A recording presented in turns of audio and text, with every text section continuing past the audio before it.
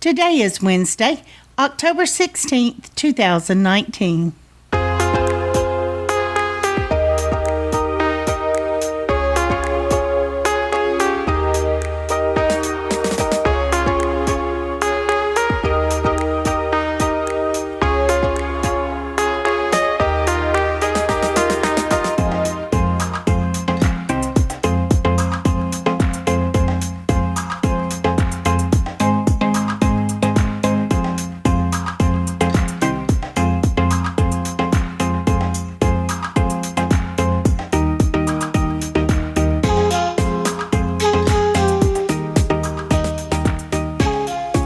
Welcome to the Survivor Fans Podcast. I'm Joanne. And I'm Stacy. And this is our recap of Island of the Idols, Week 4. That's right. This episode is titled Plan Z, and that was spoken by Elaine and by Probst. He liked it so much he repeated it.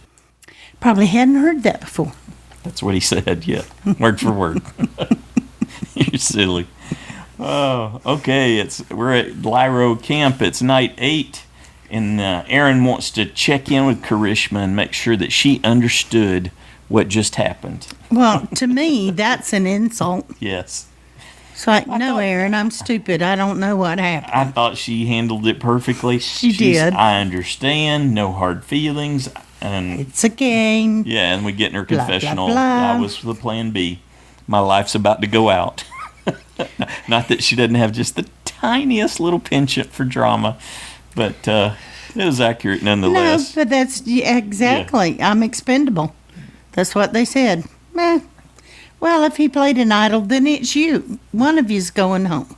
All right. And Aaron tells us in his confessional that the Karishma we have right now, well, that was me not too long ago. But look at me now. I'm calling the shots. And I've got others on my radar. He picked himself up, and now he remade himself. I'm calling the shots. Yeah. And I thought, what did I miss? I love that the bigger alliance has allowed him to think that, and part of it's because it was easy for him to convince himself of that, right? Well, throughout the episode, I started to think, well, maybe he and Missy think they are calling the shots. There's certainly different alliances that we get a look at through the course of this week's episode that we hadn't really seen before. So there's a lot to take in as we go through this. But Aaron tells us that the ones really on his radar is the power couple, and he's all about squashing them. And that was we got that in the Next Time on Survivor last week, and they're referring to Chelsea and Dean. Because they're cuddling. Now, I could certainly be wrong, but I could have sworn when we were watching this part as they're playing out the story in support of what Aaron's telling us, where we see Elaine talking to both Dean and Chelsea, asking their ages, and then saying, oh yeah, that looked like the day one kind of activity from the first week's episode. That didn't look like something from right now, because they were basically weaving palm fronds for the shelter. So I didn't notice that. The other thing that makes me think that might be the case a little bit too is that they didn't say day 9 on this part of the clip. It doesn't say day 9 until we cut over to the Vokai camp. So yeah, we had night 8, but this part where they're giving us some of the backstory on the Chelsea Dean showmance thing, where Chelsea says, I'm not interested in a showmance, as we see them sleeping together, and she even acknowledges that they didn't give the date, the day, and that's something they usually do even when they're staying with the same tribe. Well, I thought it was interesting because they both, Aaron and Missy, won a strong tribe, but they both thought Dean was expendable. Yeah, and I don't think we had necessarily seen this reference to him not contributing, at least physically, before. But they were willing to keep Karishma, and they said she didn't contribute either. Yeah, in any way, shape, or form. So, yeah, people say what they need to. I liked Missy saying, she's annoying, but I can survive her. Yeah. You know what? The other thing is I didn't realize that they had so much in common. So that was to our earlier point of showing us some new insights about different alliances. When Missy started listing all the things they had in common, didn't realize any of that. I don't think we got anything early on about Aaron going to a military school when he was coming up. So that part was interesting to hear, and the fact that they had made that connection. So maybe there's some substance. He's at least got some reason to think that he's back in, I guess, if he's got that connection with Missy. Well, she's the one that went to him right away, and she said, "No, I can still use him. I want to work with him." Tried to smooth it over. Yep. Absolutely. So maybe that's good you're recalling that. Maybe that actually worked. It worked so well that he thinks he's in charge now. That would be a perfect example of pulling that off, huh? Yep. Okay, so we bounce over to the Vokai camp on day 9, and we see that the big group of them are about to go out fishing, but Jamal tells us he's not so keen on doing that at high noon in that sun, so he's going to hang back and rest, and Jason's going off on a walk, which to me signals an idol search. Yeah. Well, that was the thing. I had seen the people, and I thought, wait a minute, Jason's not there either. So I wonder if he was looking. They didn't show it. Jamal tells us that he's been feeling in his bones that something's off and that he still needs to find some extra protection, so he takes advantage of this opportunity to go off on his own idol search. What's my vote off for the week? Yeah? Jamal. So you didn't want to get a segment with him searching for an idol at this point, huh?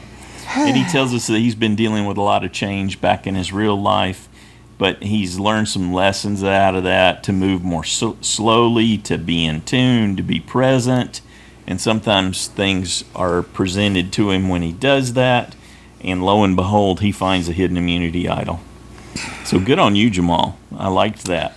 I knew it was coming. I liked him finding his moment. Well, you suspect it might, but we've certainly... as they showed it. Well, we've seen things like this before where they didn't result in a payoff. So it's not 100% certain, but in this case, it is. So I knew it. Now he is in possession of a real hidden immunity idol, good towards the end of the game. So these are the most powerful ones, not the temporary ones that they get at Well, you kept trying to tease me. Say, no, he could still go.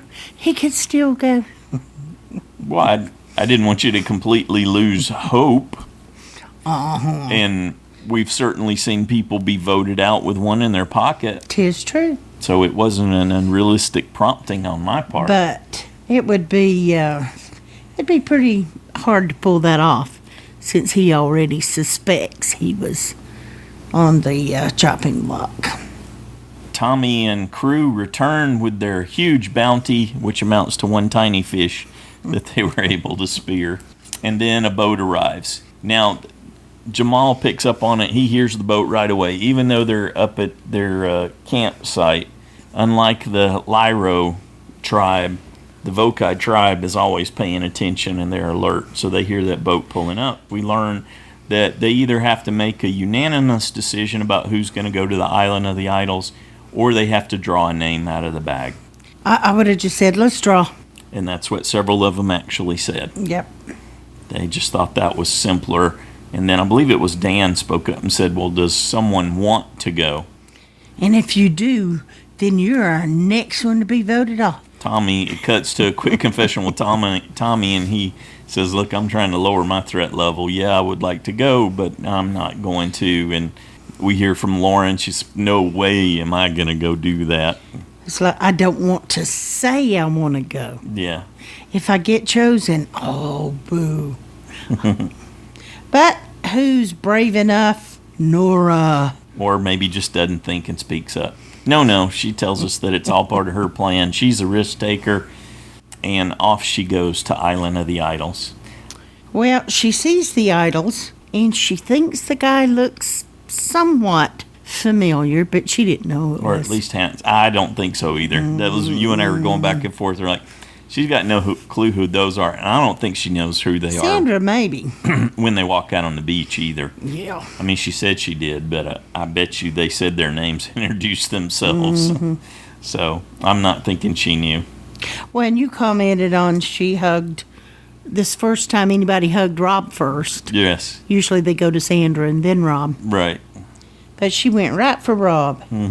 And so they go back up to the snug, as they called it, and sit down, and they start breaking it down for her and share some watermelon with her, which, that's good stuff. Yeah, I would you love would've- me some watermelon. I remember when I did my field skills class, we got watermelon at one point, and it was kind of late in, and it was, man, was that good.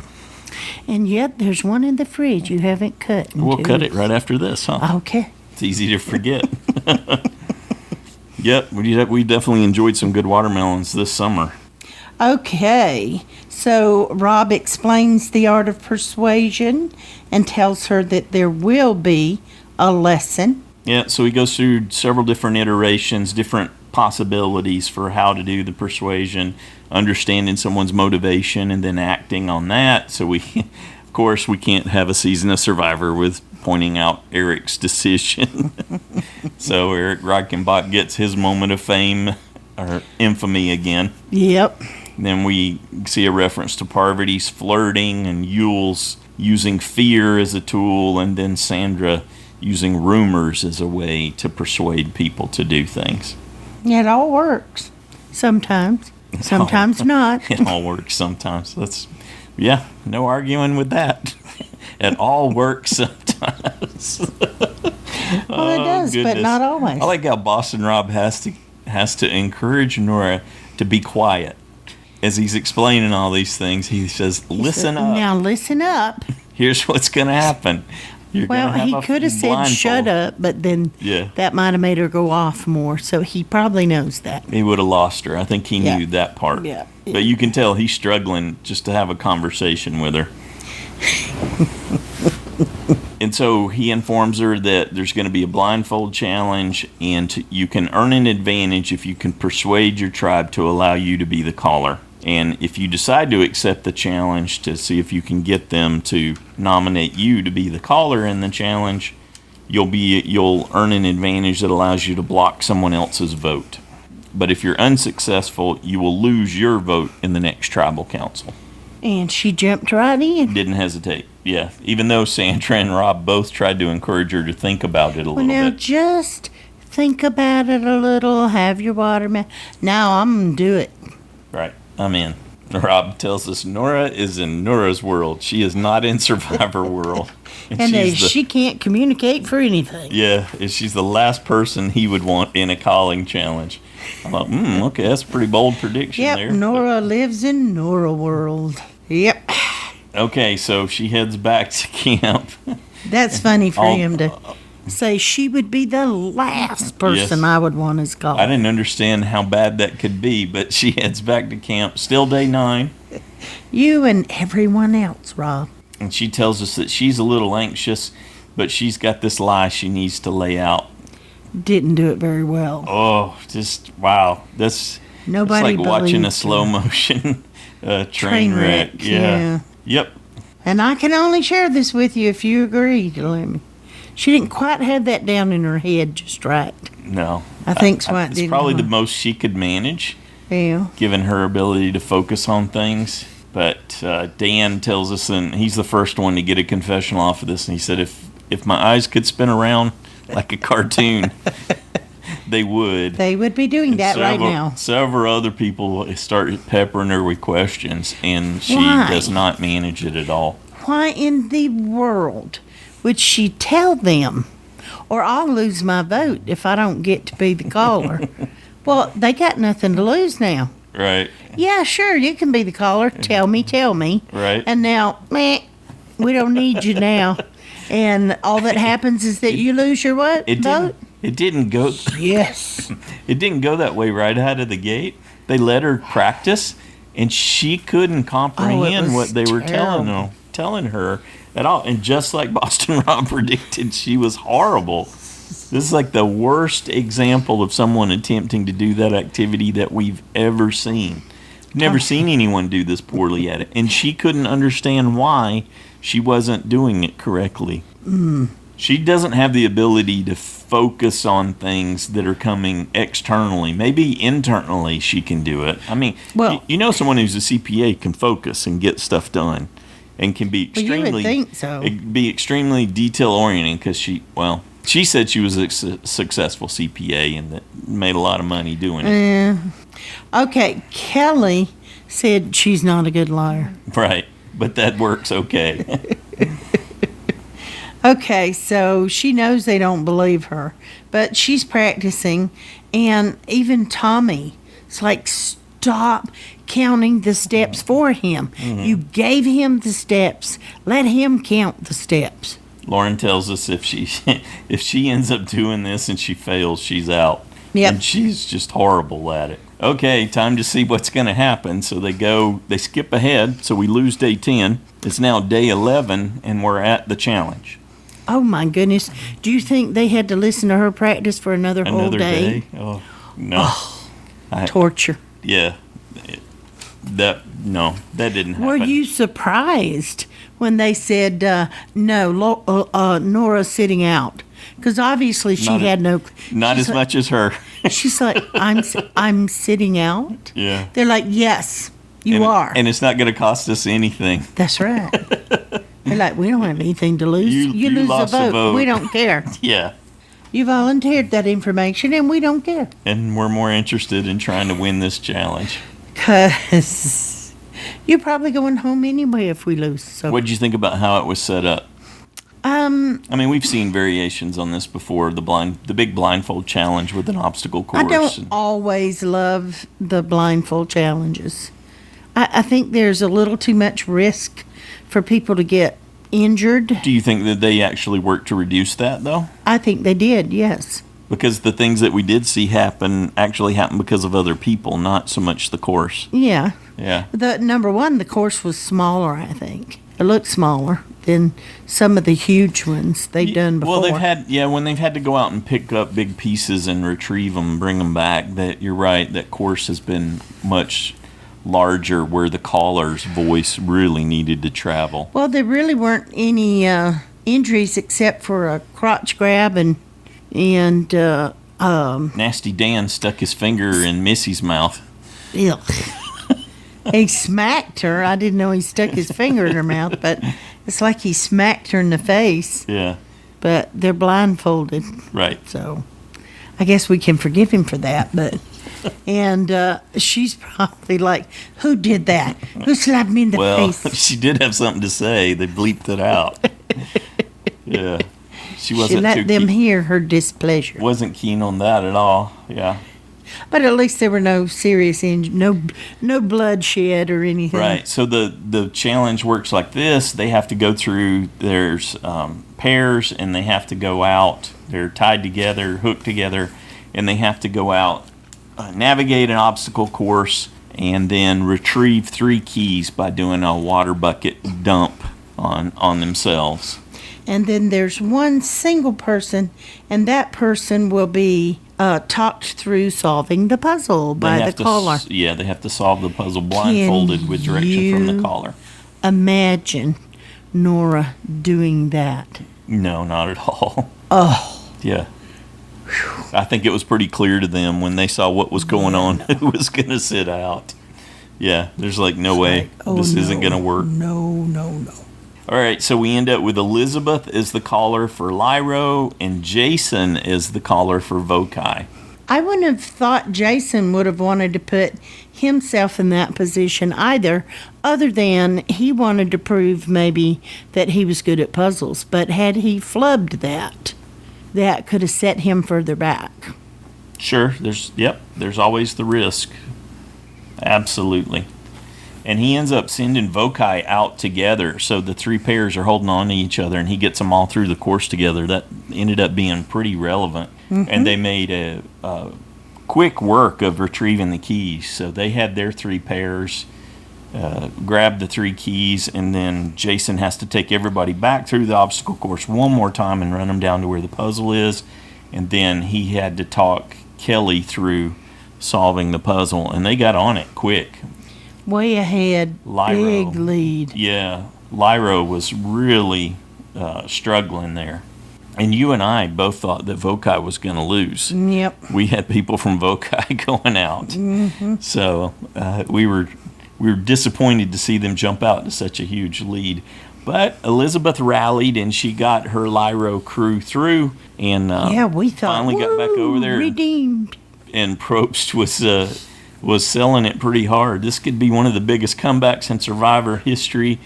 And who was it she was working with? Jamal, wasn't it? Elizabeth was solving with Aaron. Yes. I was like, it's not Jamal to win. Who is it? Aaron was on the puzzle. Other big guy. And it looked like Vokai had it, but then Jason stalled out. He realized, these pieces aren't going to go together. Got down to the last piece and realized something was off. And they often build the puzzles that way, where pieces are designed, so multiple pieces are designed they can fit together. One leads to the solution and other ways don't. And that's sure enough what had happened. They had picked a path that was unfinishable. Think of was the big guy in red. And they keep backing it out. And that gives Lairo a break, so Elizabeth starts pushing on it, and it looks like they get close. Literally looked like one piece away. They were just seconds, but it was too long. Yep, Jason recovered, and he and Kellee ended up winning, so Vokai wins. Lairo's going to Tribal Council. Missy tells us, well, okay, if it's got to be that way, at least I'm going to keep Karishma in my pocket. She's going to be two votes. I've got 2 votes because I got her, and that makes it a dope day for me, she says. Well, she's certainly trying to pad her resume advantages by having people that people don't know about in her pocket. Mm-hmm. Yeah, she is smart to reach out to the ones who need help. Yep. I can't think she's the only one doing that. But so, was Elizabeth good to apologize or no? I don't know if I would have done it that way, because it was so close, and she had led, just a great return there. It didn't seem like it was worthy of the big mea culpa on her part. Well, here's the thing. Aaron pointed the finger right at Dean because he's the one he wanted to take out. So he blamed it on Dean and Chelsea going over instead of under immediately. So I don't know that it really mattered either way. He would have spun something because he wanted Dean out. Right. So I don't know that it was even important at that point. Karishma gives us the classic line. It's me. Well, I'm at the bottom, but this tribe, they won't make tough decisions. Well, not when they don't need to, Karishma. That's smart playing, too. Well, she was the easy vote. Yeah. But now that Aaron's calling the shots. Tom and Elaine tells us there's no discussion. It is indeed an easy vote. Karishma's going to go. Dean's on the same page. He's like, it's not going to be a blindside tonight. Karishma knows it's her. And Chelsea has a quick discussion with Karishma, and she's encouraging her to go out swinging. I thought Chelsea was going to play the idol for Dean. You were worried that might happen at this point? Yeah. I wasn't worried. I just thought it might. There was a whole lot of running back and forth. Elizabeth seems to be in the middle. She's sort of straddling the fence on things. She's making Missy and Aaron think she's 100% with whatever they say. Yep. And then she runs to Elaine and tells Elaine, oh, no, we don't want to do this. Missy just came off looking like a big old tattletale to me this episode. You mean Elizabeth? Yeah, sorry, Elizabeth, yeah. Yeah, because then she ran back, and she didn't say, we don't want to do that. She said, she don't want to do it. Yeah, Elaine doesn't. She won't do it. Aaron wants to do this, or Missy wants to do that, yeah. So we can't, it won't work. Is that smart play on her part? Maybe it is. It left me with a negative impression of her, but I'm just watching it from afar. It did make me feel negative, but, and maybe that's the best you can do in Survivor. But it leaves her open. You know what I mean? If people start talking among themselves and say, yeah, but she told me this, and yeah, but she said you by this. By leaves her open, you mean that could expose her? Yes. Yeah. It could get her in trouble at some point. Uh-huh. rather than just speaking her own truth. But that could get her in trouble too. So, it's how she's choosing to play, yeah, and I'm you're right. okay with it. She's the communication hub here. She keeps bouncing between Aaron and Elaine and the others, and yeah, so. Well, and they don't want to tell Tom or Chelsea. What does that say? Aaron and Missy. Right. Oh, we don't want to tell Chelsea, and we don't want to tell Tom either. Yeah, it tells me one thing for sure. There is no women's alliance that's active in this tribe. No. And from what we learned in this week's episode, it hasn't really been in effect or active in a while. Or men's either. I'm not sure there's a majority alliance. People are just kind of going wherever they... Smaller groups, yeah. It's 2s and 3s, yeah. Voting blocks. Missy says that these folks are sheep, and she's struggling to focus in on someone. So she has a really good discussion with Elaine at this point, and she grabs Elaine's 2 fingers and said, who is this? Well, that's Chelsea and Dean, and what do we need to do? If you're not willing to get rid of Dean, then it needs to be... We got to be Chelsea. Yeah, it's got to be Chelsea. So I thought that part was pretty effective on Missy's part. Of course, it just scared Elaine. She's not sure what to make of that. I did like that Missy said to Elaine, look, I need a name. Give me a name. Right. Don't be a Karishma. Give me a name. If not Karishma and Dean, then who? So the edit does a good job of keeping us guessing at this point, even though we're going to see in hindsight that there was a very clear decision made. Yeah. But at least we did hear Elaine say to Elizabeth, I don't trust Missy. We can't trust her. Right. And you can't, because she threw out everybody's name but theirs. And which would make you think that they're talking to the other people throwing your name out. Or she's talking about you that same way, just to other folks. Yep. Yeah. And you don't really know what she's doing at that point. Whoever's going along with her is where she's going. Okay, off to Tribal Council, night 11. Probst checks in with Chelsea to figure out what she's thinking. And she said, yeah, it's just like you said before. We're bad at puzzles, but we're good at blindsides. And maybe tonight there's going to be a line drawn that helps everyone see. And Karishma thinks, no one wants to talk to me. I think it's pretty easy what's going on here. Yep. More boo-hoo, it's me. And Elaine gets in on that a little bit too. She says it's moving so fast she can't keep up with what's going on. I think this is a classic sort of a Southern ploy. She's doing an aw shucks, I don't know, when she really knows. Don't you think she was playing that up a bit? It's changing every minute. Yeah. Well, she may be covering some tracks too by saying that. Because I'm sure she's told other people, I don't know what's happening. They keep saying this and then that, and I don't know. So it's a good thing to hide behind at times. Dean says that, yes, the chaos is good for Karishma. She should take it as a positive sign. And Chelsea says you got to keep talking, planting those seeds right up to Tribal Council. Don't give up. Yep. And Elizabeth talks about plans A, B, C, and D, and whatever. And that's when we get the title from Elaine. Yep.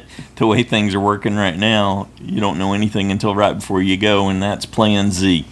Yep. Probst really liked that. Missy says, yeah, it's a little bit like Russian roulette. We're loading the gun and spinning the chamber right before we head out, and we're not sure who's going to get hit. And Karishma wants in on that one.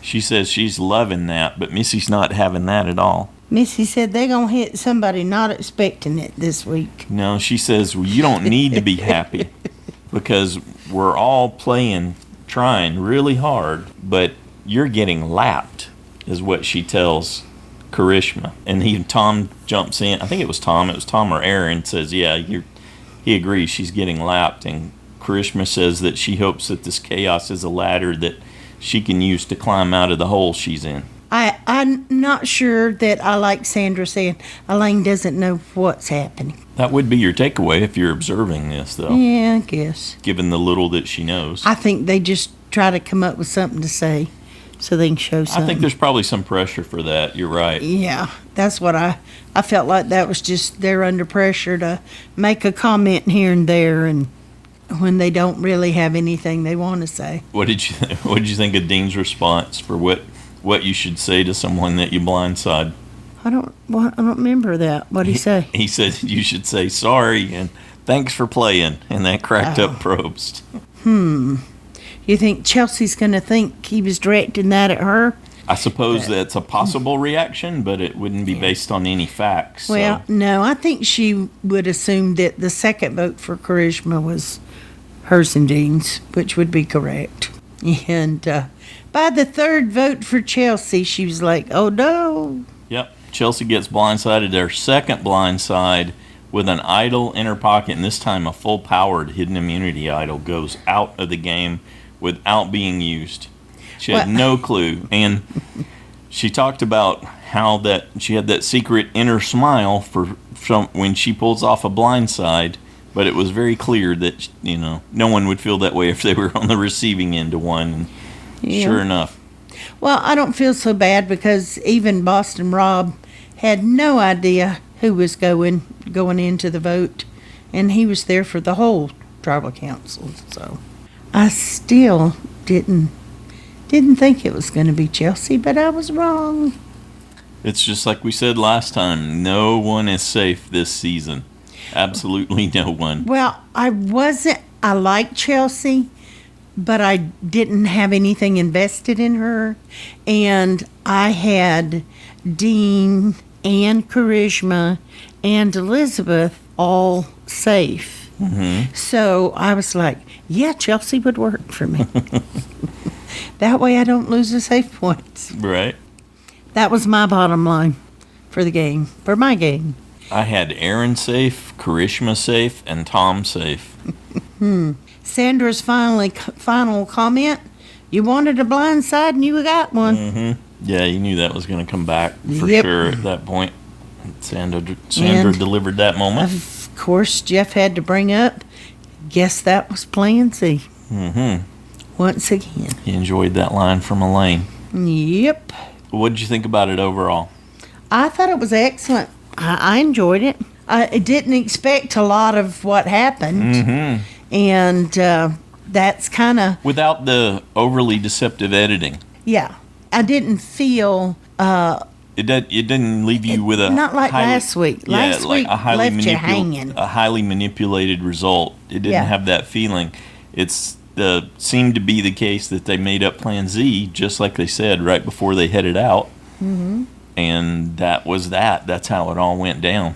Kudos to Missy for calling that shot. So certainly someone to watch. So Missy's star climbs a little higher, and Noura's sinks even lower, and Jamal has gotten a potential big reprieve. He's the only person in the game with a full-powered hidden immunity idol right now. Yeah, I guess he is. Chelsea's left with her. Yep. And Vince is left with him. So, it's not working out so good. Noura's trip out there flopped. Vince's flopped. Elizabeth's flopped. And, let's see.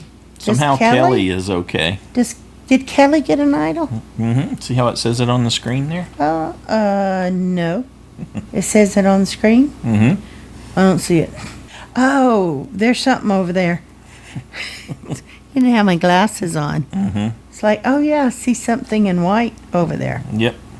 I was looking for it, but I'm sitting at an angle to the TV, so.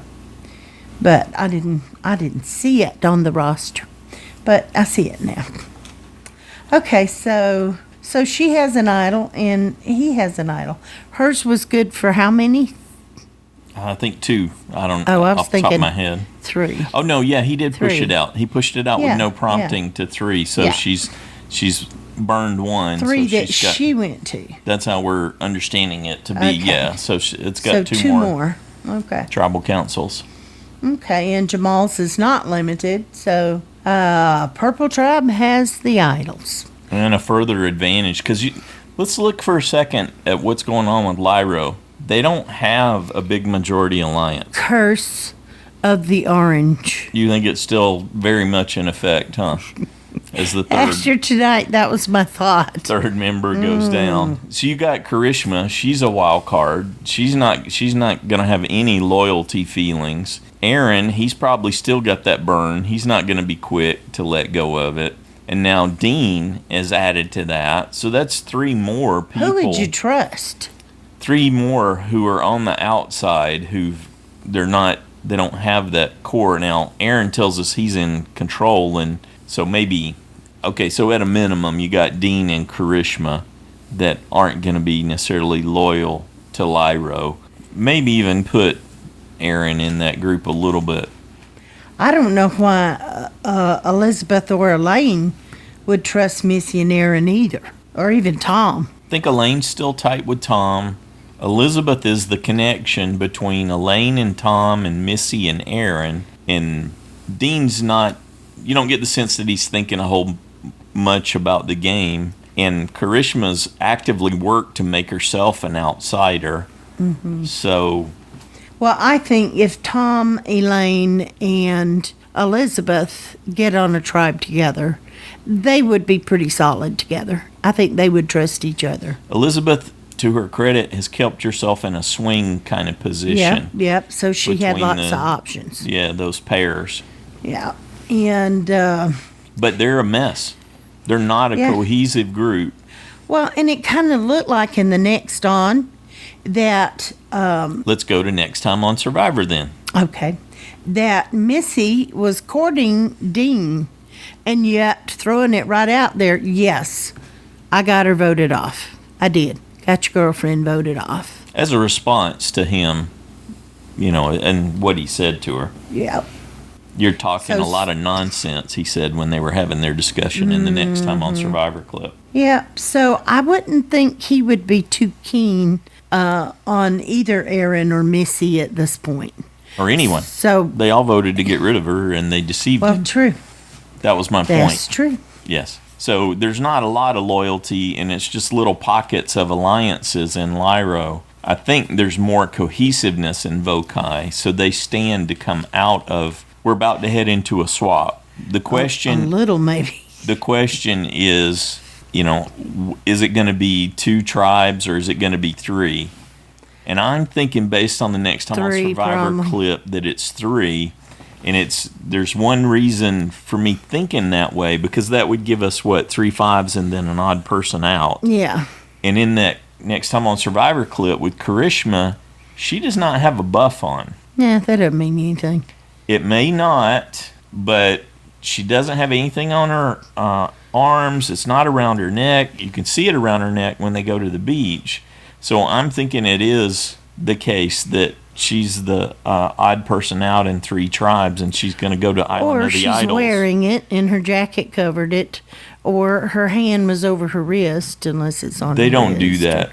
So, there's other possibilities, is all I'm saying. I acknowledge all that, but it's pretty odd that you don't clearly see it. That's unusual. It is most like, well, they may not want to give anything away yet. That's why they chose the shot where somebody didn't have one that was obvious. Mm-hmm.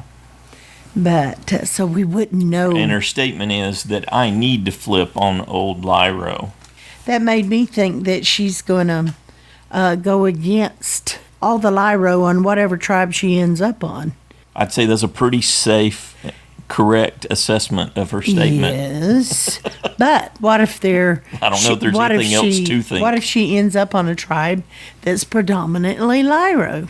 That would make no sense. Right. So, she didn't really know what she's going to do yet. In any case, we know there's a swap coming just as we expected. Yes. So... There's where we're headed. So more. You had me call it just before next on. More unknowns. Yeah. And I said, yep, they're going to do a swap. How about a JSFL update? I can do that. There are now 8 people tied for first. 28 people lost their USB. 84 people lost a safe point. And congratulations to the 7 people who earned a vote-off point. Well, 6 people made their picks. Actively and chose her as the one being voted out tonight. One rolled over. Yeah. Lucky dog. So whether you intended it to roll over or forgot and it rolled automatically. Just so confident that just let them ride. Yes. Well, if you can't do that too long or it'll drop you out of the game. You can only do that a couple times. Now that's bold. Yeah, I thought I called myself going stupid bold this week. Mm-hmm. And what did you say about my picks? that they were even stupider bold. This is how. Mine were stupid, but yours are stupider. This is the beginning of us watching an episode. You gotta make up new words for you. Okay, back to the side challengers. With 17 points, tied for first place, Cold Mike and Jay Kindred. With 16 points, Jack, James, and Shannon, Jeremiah, Randy, and Rebecca. With 15 points, we have Brandon, Carl, Chris, Jonathan, Justin, Parker, Slappy, and Stacy. And with 14 points, we have Carolyn and Drew. Carolyn joined Drew down there in the basement. Yeah, well, you're not far out of the basement. You're right ahead of them. Point is a point. Point's a point. You're the only right. thing that matters is you're not at the bottom, and that only matters at the end. So that's we'll true. see. Doesn't matter now, really. Yeah, so I definitely enjoyed this episode more. Didn't realize how it was going to go. Like I said, we both had thought Vokai was going to lose, so we were surprised by that. But this one felt more cohesive than week 3 for sure. And it was interesting to see that. And sure enough, no one's safe. And that's going to be even more so as we head into the swap. So I look forward to seeing how the balance, the dispersion of castaways goes into the new tribes, be it 2 or 3, and then how we move on from there. But I suspect that we're going to see more and more Lairos get picked off. Well, I did like seeing that Jason indeed can do puzzles. Yeah, he certainly, he had a misstep, but he kept cool and he recovered. And we know that, let's see, if you were to try to put a positive spin on Noura's actions this week's episode, I could say that she's an even better goat than she was before. How's that? Yep. She's improved her goat ability. Well, and as far as we saw, by a factor, she didn't create a scene or a fuss when they sat her out. No, she didn't. But you know what? You made me flash back to something. She was making noise during the challenge, and it made me think she could drown Elizabeth out a little bit. I mean, I guess it could work potentially both ways, but I would have thought that they would make it clear that she couldn't be saying anything during that. Yeah, she shouldn't. The person sitting out shouldn't be allowed to sabotage, but right. They usually let them cheer people on, so... Yeah, it's not as important. In this type of a challenge, your ability to generate volume is significant. But let's see, which side? Was she sitting on her tribe's side, closest to them, or was she away from... Why would that make a difference? Because if she was being so loud that it was disturbing Elizabeth, then it would have been disturbing her people even more. Depending on where they were at the time. Yeah, that's what I'm saying, though. The callers stay up. Because they got so far ahead.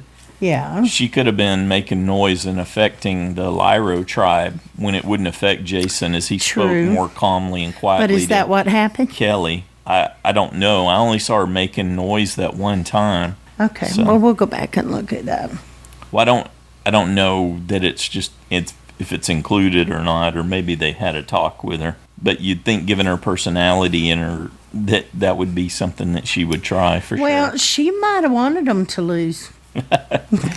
Yeah. Without her. Well, and that I guess except she probably would have went home. That's a good point going forward too, right? In this, whatever tribe she ends up on, she doesn't have a vote, so that's got to play into things. And anyone she ends up in a group with.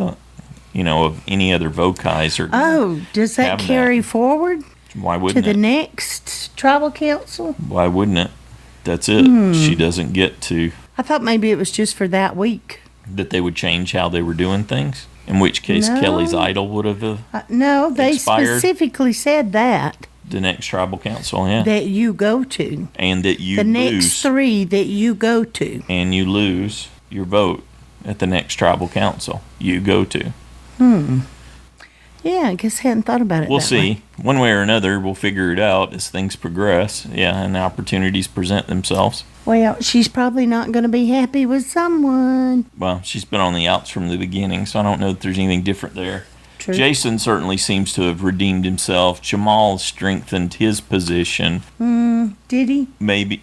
Having the idol absolutely did. Well, yeah, but I'm talking about with the tribe. I haven't seen him making an effort. The fact that they go out and do things, you see Jamal several times now. I've noticed that he's up laying around in camp, napping or whatever, when other people are out doing things as a group. None of that changes the fact that the guy's got a full-powered hidden immunity idol. No, it does and not. They're going into a swap. But that's you only could make good a for similar one. argument for Jason going off on his walk that it could be another idol hunt as they went out fishing. That has nothing to do with isolating himself from the tribe. Jason isolated himself from the tribe. He didn't participate in the fishing. Too. That should hurt him too. Okay. That's what I'm saying. When they isolate from the groups, when things are done as a group. But I've seen Jamal do it multiple times, and we've seen Jason do it. So I think it's still a bad idea. Alrighty. There you go. That's Joanne's advice. Don't do it.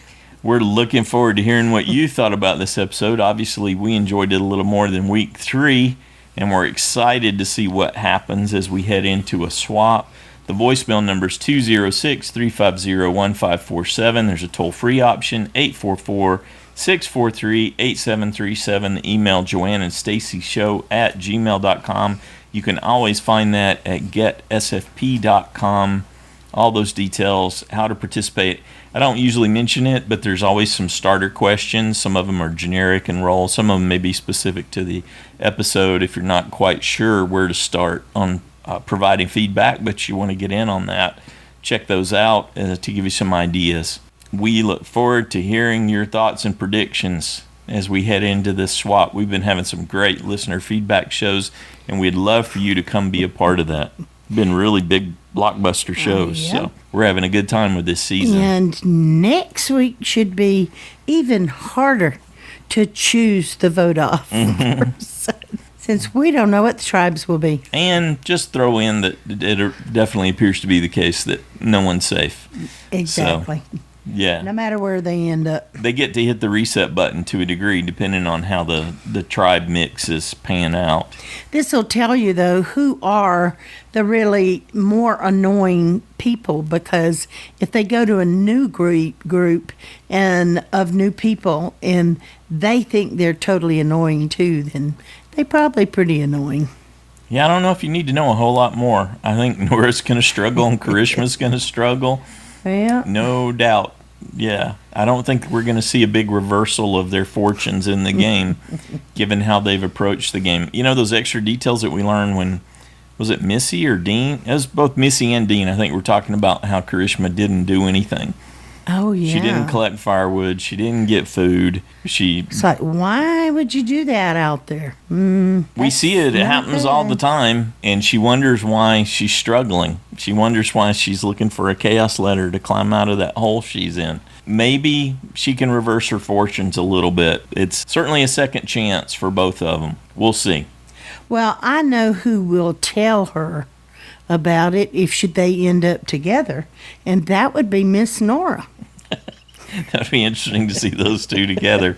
Because Noura will tell her, go on a walk and get some coconuts. Yeah. So Noura will explain it to her. Right. Could be. That's the case. We're looking forward to it. Get your feedback in by noon Pacific time on Saturday. Whether you're writing it or recording it or calling in, keep it under that 3-minute mark so we can get them all processed. Looking forward to hearing from you. Anything else you need to add? Nope, I'm good. Good night, everybody. Have a good one.